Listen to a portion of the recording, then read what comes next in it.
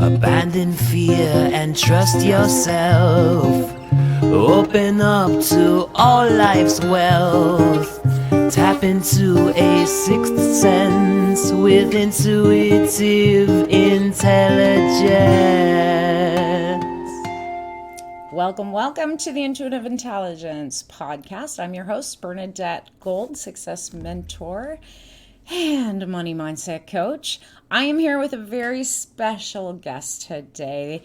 I'm here with Irma Vargas, who's worked in private and public sectors for over 25 years. She holds a master's in public administration from Cal-State Northridge and a bachelor's degree in English from Whittier College. She's a certified StrengthsFinder coach and co-founder of Canterbury Business Center, serving small businesses and entrepreneurs in business development. She's also the principal owner of V1H Consulting, LLC. And she provides public agencies and small to mid-sized businesses in the areas of leadership development, strategic planning, team building. Irma enjoys highlighting expert voices as the host and producer of Be Brilliant, Enjoy the Journey podcast. So go check her out on her podcast. But I want to welcome her to the show. Hi, Irma. Hi, Bernadette. How are you doing? I am good. Are you handling all the crazy of today? Yes, I put up the wrong guest, so I apologize for that, but we've got it straight now, and we're all good, right, folks? Because life happens. We're humans, and we interact with our humanness all the time, and sometimes people know about it, and sometimes they don't. But when it happens, and that's okay. Yes. So we are going to talk about strengths and talents today. All about we that. We all have them. Yeah. So how do you use that as a focus in your coaching business? Because you help people to focus on their own strengths. How do you do that? I particularly use StrengthsFinder assessment, which is a Gallup product. But beyond that, we all have those talents and strengths. It's those things that make us really smile when we do them. It's the things that we do without thinking that we do, that we think other people know how to do, that are easy, and we don't understand why they can't do it, why they can't understand it, why they can't move forward from it. It's because that's your natural talent and strength. So give me an example of that, like with one of your clients, or like. So for example, I have clients that can see around corners, and when I say that, I can say that to other people, and they're like, okay, whatever. And my clients that can see around corners go, oh yeah, can't everybody see around corners? Doesn't everybody have a strategic mind the way that I do? Isn't everybody intuitive the way that I am? And I'm a strategic thinker. I also like to be in my head a lot. I like to think. I like to take my time. I can come up with 3 solutions to any problem for anybody, but I have to think about it. And the beauty of knowing that is that I can communicate that to other people, and I can bring that out in other people and help them communicate it so that they're living in their talents and they're not being burdened by what other people expect from them, especially if they're not going to get it. Yeah. So here's a question for you. What happens when you're trying to live outside of your own genius zone, your own strength and talents, and you're trying to sort of live what other people have told you is your talent and strength, but it isn't? Right. You're more likely to be more tired. You're more likely to disengage. You're more likely to put it off. You're more likely to say, I have to do this. I have to do this because somebody is waiting on the other end, instead of, wow, I get to really do this. And this brings me joy. And this makes me smile, even if I've been doing it for 12 hours straight, sitting in one spot, not even breathing practically, right? It's just that effort of doing what you love and what you're really good at is fuel in and of itself. I It's the manna agree. from heaven. Yeah, yeah. Like, what would business be like if employers, or school for that matter, if we lived in a world where everybody's natural strengths and talents were actually positioned to be activated and used in the world? What would it look like? I know, it would be so great. We do need conflict in order to grow, in order to realize. We need sadness in order to understand what happiness is. We need Mhm. that controversy, right? But we need it to come at us in a way that we say, oh, it's here for a purpose, as Yeah. opposed to it's here to destroy me. Because that's how we usually feel, right? It's here to destroy me. I have to hide. No, you have to stand up to it and say, okay, what's your purpose in coming into my life? So, what is the best way then during those controversies, during turmoil, during contrast, big times of contrast? Like, what's the best way to handle that? Flip it on its side. Turn the kaleidoscope, turn it upside down. So for example, you get the bill, the notification, your gas bill, your electric bill, and it can be translated into anything that comes into your purview that is either unexpected or undesirable, and you can look at it from a different perspective, right? You can say, wow, I got the bill for the electricity because I have electricity, because I have a home that uses electricity. That's a blessing. And the fact that you have the bill is a personification of that blessing in real time, right? And so taking notice of those things is turning that bill that we say, oh, I don't know if I have enough. I don't know.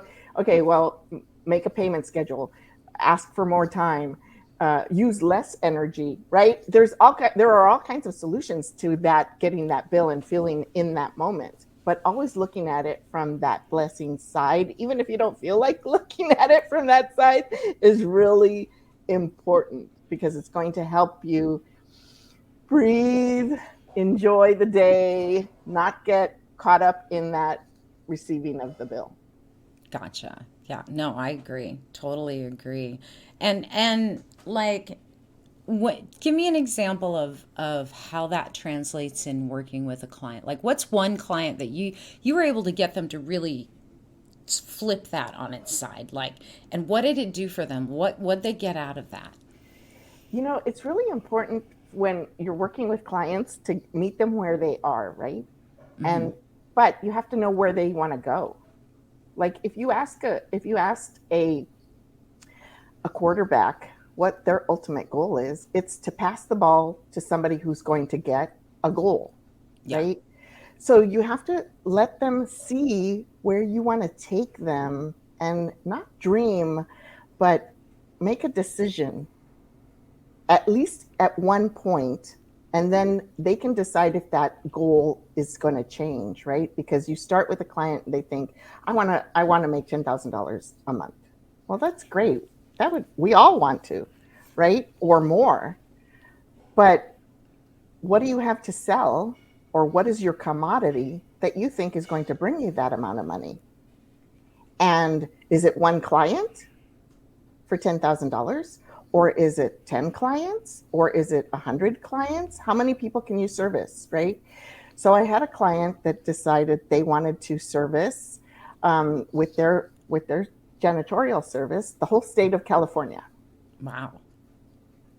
Yeah, can you imagine? No. The whole state of California. I said, how many, okay, how many janitors do you need to clean an office space that's 20 by 20? Oh, one. How many do you need? And we went through this process, right? And they were like, I think I need to go for contracts for 2 cities, not the state of California. So helping them see that perspective, right? Help not that their goal wasn't to grow into servicing the whole state of California, but what can you do now? What is your capacity now? What is your capability now? And then what is it going to take for you to grow Yeah. using your talents and strengths along the way? Yeah. It's Wow. amazing. And Yeah. they got their first contract and they were confident, and they were confident enough to say, I know what it takes. I know how I can get those contracts now. And now I can, in faith, hire people Mm-hmm. and expand. And so they were so happy that I didn't listen to them initially and say, oh, wow, that's great. Let's do it. Yeah. No, let's have a reality check first. Yeah. Yeah. I think sometimes we need a reality check, you know, which, I don't think that anything's impossible. Certainly at some point No. you can service the state of California, but you're going to have to hire a whole lot more people. Like Yes, out the gate. exactly. You can't just out the gate. The funny Yeah. thing is that when she decided that she was going to pull back, and this is what happens to all of us, it doesn't matter what industry you're in, it doesn't matter what products you have or services, whether it's products or services, this is what normally happens. When you retract and you say, I am open to receive the gifts that I am ready for right now, then another door says, oh, I think you're ready. You might be ready for this over here. Well, she got requests from casinos in Nevada to please submit proposals because they saw that she was capable of cleaning in a particular way before COVID Wow. was reopened because of COVID, right? Yeah. Because they were gearing up to reopen in Vegas, she became part of the radar that they were looking for specialty cleaning, and she was able to say yes to that because she wasn't over here chasing Sacramento and Yosemite and all of these other agencies in the state of California. She was focusing on what she did really well. Wow. And that's important. That's really important. All right. So give us a tip. How can you maintain joy? That kind of joy in life and business, not just one or the other, because a lot of people either or it. Like how can you maintain joy? What advice would you give the listeners? I think that we all focus on, I gotta, in 10 minutes, I'm going to, in 5 minutes, I have 2 minutes to, I have, we're focusing on that, or I should have, I could have. Did you smile right now? Are you smiling at us right this minute? Feel it. Feel that smile opening up your face to the joy that you're feeling right this second. And if you can do that in the next second, in the next second, in the next second, then pretty soon it's 6 o'clock at night and you're like, holy crap, my face hurts. I've been smiling all day. and and if something happens that triggers you, smile first and say, okay, why is this happening to me? I need to know because I'm going to go kill somebody if this Yeah. continues, right? And let that self, healing start from the second that anything might interrupt it. Yeah, one of the tools I teach my people is whenever something you're frustrated or something's going on with you, just speak it out. Like, don't hold it back. Speak the truth. I'm so angry that, say it, but then follow it with, and I love that. Like, it's really hard to Right. stay mad when you finish anything with, Right. and I love that. How do you Yeah. love something and still have that really sad anger? Oh my God, you know? And Bernadette, I have, it's like, I have to share this, and I probably wouldn't share this anywhere else except in this conversation specifically because it's really personal. But I was going to take a shower. I turned on the water, so it sounds like the shower is on, but I ended up using the toilet. I'm sitting on the toilet, getting ready to go into the shower, so I'm butt naked.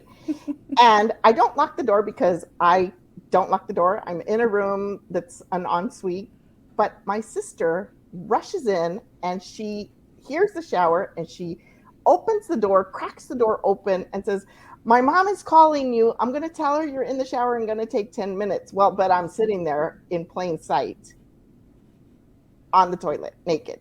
And she closed the door right away. And my first reaction was how inconsiderate, how stupid, I hate her, blah, blah, blah, blah, blah. Yeah. And then, but the funny part was that I was like, get over it. She's your sister. She's like 8 years older than you are. She's probably saw you naked the minute you were born, right?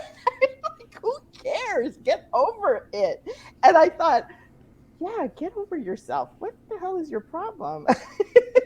So it's those moments in which we feel like, oh, the earth is coming crashing down around me, that it's like, guess what? It's not. Yeah, it's the difference between, are you going to have a bad moment or are you going to have a bad day? Yeah, exactly. Right? And it was like, oh my gosh, I was so embarrassed. But who cares? She's your sister. We human beings are just hilarious I about know. I mean, because I feel, because I put up the wrong stuff, and I just realized, like, I messaged her the link. It wasn't you. We were supposed to have a different guest on, I thought, but it wasn't. You were scheduled for the listeners. And poor thing came in here, and I was like trying to shuffle everything around, make a new graphic last second, and I feel bad. You know, the first 2 minutes of this talk, I was like still going, oh my God, I have to email her and apologize. What an idiot you are. I'm beating myself up in my head. Yeah, Meanwhile, trying to focus on the conversation, right? Yeah. And after that 2 minute, like, you're not even focused here, it was a choice. I did have to make a conscious choice and tell myself quietly in my own head, We do. Yeah. breathe. It's fine. Everyone's going to be okay. This is not the end of the flippin' world. People make mistakes, Exactly. you know? Exactly. And we don't give enough grace to ourselves at all. Yeah, talk Ever. to that, Grace. Because I Yeah, think a we lot of don't. people don't understand what that means. I think it comes about, it's one of those words that this nebulous, what is Yeah. that? It's like faith. Well, what is that? And when you see it appear, I think it's most clear in a relationship that you have with somebody that you really love. Mm-hmm. That you're sitting there listening to them vent, and you're deciding whether you should argue with them, tell them where they were wrong, point out that they're going overboard. All of those things are going through your mind, right? But what you're doing is you're listening to answer or to respond. You're not actually listening. Yeah. So giving that person grace is giving them your actual listening tool. You're not listening to respond to them. You're listening to absorb whatever it is that they're saying, and giving them space enough to realize that they're the only ones talking, and that maybe they need to quiet down, because eventually it will happen. For some folks, it takes a minute. For some, it takes an hour. But if it's somebody that you really love, I've been on the phone just listening to people for an hour. But I love those. I love those people, and giving them that space is giving them grace. So why don't we do it with ourselves more? I think it's because, I heard somebody say earlier today, from the minute that we're children and that we can understand, we are given things and we're told, now take care of it. Don't get it dirty. Don't break it. And it's so true that from the get-go, we're told the thing that we have or we're given is more important than us. Yeah. Yeah. And so it's built into that mentality of, okay, what do I take care of next? I need things to take care of now, because otherwise, who am I? Or what is my value? What is my purpose if I'm not taking care of things or people, right, before me? Yeah. I think it's funny, not funny, but kind of funny. As a woman, we know the whole conversation about being objectified, We don't want to be objectified by men, right? I don't want to be treated like I'm an object for what I can do for you. And yet, we objectify ourselves every moment of every day if we don't pay attention. Talk about mixed messages, right? For people, right? They're like, oh, objectify you. No, don't objectify me. I'll objectify my own darn self. So I don't need you to do it. And then it's like, oh, wait a minute. What do you mean? I don't think most people even get that we do it to ourselves. No, we don't. But that's some of the work that you work with people with, right? Is breaking them out of that. Yes. Giving them permission to say yes to self and no to other people without that guilt. I mean, it still happens. We still have to fight it because it's our natural nurturing that is anthropological. It's not a choice. It really is. And then not only is it anthropological, it's also cultural, even more so in some cultures. So it's double whammy, right? It's like, oh, I'm not a good person if I don't, serve all the males in the room food before I sit down to eat, or if I ever sit down to eat, right? Those kinds of things are cultural too. Yeah. It's okay to start changing that conversation. I'm not saying that those things are useless or pointless or odious even. They're not, because they're part of who we are, right? And they shouldn't be discarded like, ugh, this is never should happen. But in measure, we can say to ourselves, yeah, that's part of my culture, and I choose to do it a little differently.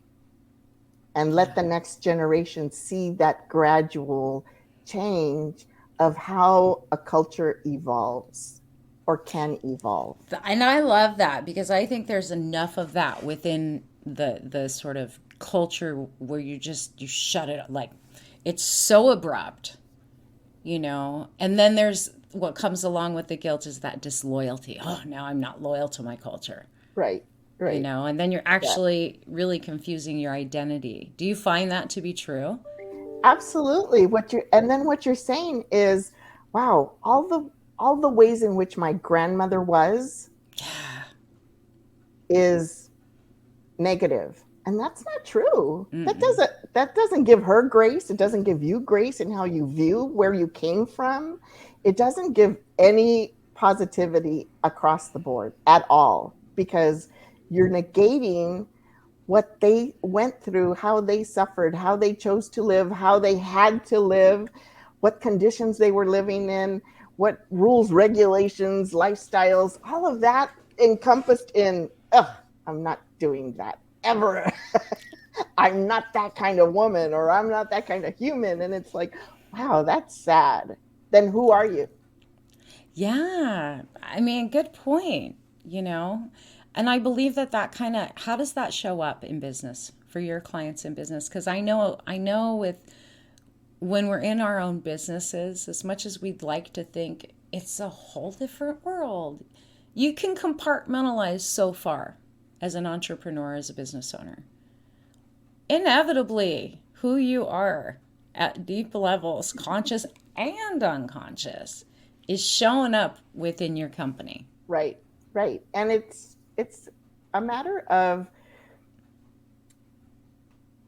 kind of, when you think of it as, okay, I am providing this service. This is how much it costs. You want it? You don't want it. Oh, wow. It's like, well, can I ask a question? And it's like, no questions. This is how much this is what it is. This is how much it is. Do you want it or do you not want it? And that level of bluntness and, straightforwardness is in some cultures. Yeah. And you have to be able to say, wow, I would really love to work with you because I like your methodology, for example. But I don't think on a personal level I can deal with that kind of bluntness and frankness and straightforwardness. I have to find somebody who I can get that same product from or service from that I can actually work with. Mm-hmm. And you have to be open, you have to let go of people. Mm-hmm. Don't chase the money. Right. Chase the hearts that are in alignment with who you are and how you work. Because those people have their clients too. They have those task-oriented people that say, just tell me what I'm getting and how much it is and where to send the money. Yeah. And and some people are like, oh, I don't know I have no idea. And then you get nervous because people want to pay you like too soon because you're used to saying, oh, I need to wine and dine you, I need to give you all these free stuff, I need to tell you how beautiful it's going to be and how wonderful I am, and when somebody says, okay, how I want it, where do I send the payment? We get like shell shocked, right? Because we're used to working in a different way. That's not your client either. I don't care how much money they want to pay you. Yeah. And be willing to let that person go because you need to make room on your plate for the dessert. That's the most delicious. Amen, sister. Give me more dessert. Not the salad that you get at the beginning of the buffet. And a lot of whipped cream. Throw a bunch of that on top. Yeah. God. That's so funny. Well, you have your own podcast. What topics do you cover over there? It's called Be Brilliant, Enjoy the Journey. I love it. Right? What kind of topics do you cover on your show for the listeners? It's really funny. My mission, I say this all the time, but sometimes it sounds more dramatic than other times. My whole life, my whole being, my whole purpose of living is to highlight other people. I'm a personal cheerleader for other people. And so be brilliant and enjoy the journey. It's like you are brilliant. Just let it shine. Stop hiding. Enjoy that journey that you're on with all the things that come about and all the bills that show up in your mail or on your email. Just let it be and stop hiding what you're brilliant at, even if it's something that nobody has ever heard of before, right? So when I started the podcast, I was, I'm going to do the females, because they're the women power and all of this, right? And then guys are like, can I come on your show? And I was like, okay, I guess. And then the topics started to get from everything from A to Z. So honestly, it's about the human race, and it's about everything and anything that they have or could go through. I had a young guy, 23-year-old rapper, who said, I want to be on your podcast. And I was like, but you're a rapper, right? And just starting out. And he was like, yeah. And I said, I don't think anybody's going to listen to you. And he was so phenomenal. And it was so much fun. And he said he wanted to come back on like once a month. And I was like, why? What do you mean? And he said, every time I go on your show, and he came on twice, every time I come on your show, I gain like 50,000 followers on my That's awesome. On my social media. And I was like, really? I don't understand this. And he says, I don't either, but I don't care. I just want to be on your show. And so it was really cool. So if you're a rapper, hey, hit me up. We might get you a lot of followers. That's amazing. So go find her on iTunes or Spotify, iHeartRadio. You can look for her, Be Brilliant, and enjoy the journey. And then on Instagram, it's BBEJ_Ivy for Irma Vargas. That makes so much sense. It's cryptic. And you have a website too, right? I don't have a website for the podcast, but the V1H Consulting is a website if you're into team building and all of that good stuff. And then Canterbury Business Center is a boutique business consulting firm, and we do webinars and training and workshops on everything business, operations, marketing, how to start a business, how to get certified as a small business enterprise or a women business enterprise through the SBA. So every angle of business that you can think of, we have experts and do webinars on. So it's really fun. We also have a membership, so you can have a year's worth of monthly calls with the consultant on Nice. what is your next step, right? And it's all inclusive. So it's really cool. It's fun. Well, thank you for coming and sharing with us. I love your energy, and I love the intention behind the message, right? You have a great message, but on top of that, just your energy. It's sincere and authentic, which I love.